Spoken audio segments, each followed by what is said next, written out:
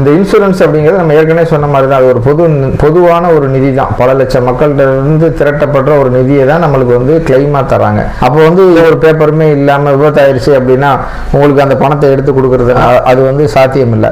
ஒரு பொதுவாக எல்லா மக்கள்கிட்ட இருந்தும் கலெக்ட் பண்ணுற ஒரு பிரீமியத்தை ஐஆர்டிஎன்ற ஒரு அமைப்பு நம்ம ஒரு பாதிக்கப்பட்டவங்களுக்கு கொடுக்கணும் போது அதுக்கான சில நடைமுறைகளை அவங்க பின்பற்றி தான் கொடுக்க முடியும். கிளைம் உடனே வேணும், அதனால இவங்களுக்கு உடனே கொடுக்கணும் அப்படிங்கிற மாதிரி எல்லாம் எந்த கம்பெனியுமே கொடுக்க முடியாது. சார் ரொம்ப சிரமப்படுத்துற மாதிரி இருக்கு. இப்போ கஸ்டமர் சில நேரங்கள் சேஸ் நம்பர்லாம் நம்ம போய் தேடணும் அப்படின்னா பெயிண்ட் அடிச்சு சேஸ் நம்பரை மறைச்சிடுறாங்க. அதை சுரண்டி எடுக்கிறதுக்குள்ளாடி டின்னர் ஊற்றி அதை ஊற்றி கஸ்டமருக்கே என்ன மலைப்பா தெரியுது, போனப்பா இன்சூரன்ஸே வேணாம் அப்படிங்கிற மாதிரி நினைக்கிறாங்க. ஆனால் நம்ம நினைச்சிட்டோமே, அந்த மாதிரி மக்களுக்கு கொஞ்சம் இன்சூரன்ஸ் எல்லாம் தொடர்ச்சியான தகவல்களை அறிய ஃப்ரெண்ட்ஸ் மோட்டார்ஸ் யூடியூப் சேனலை சப்ஸ்கிரைப் பண்ணுங்க.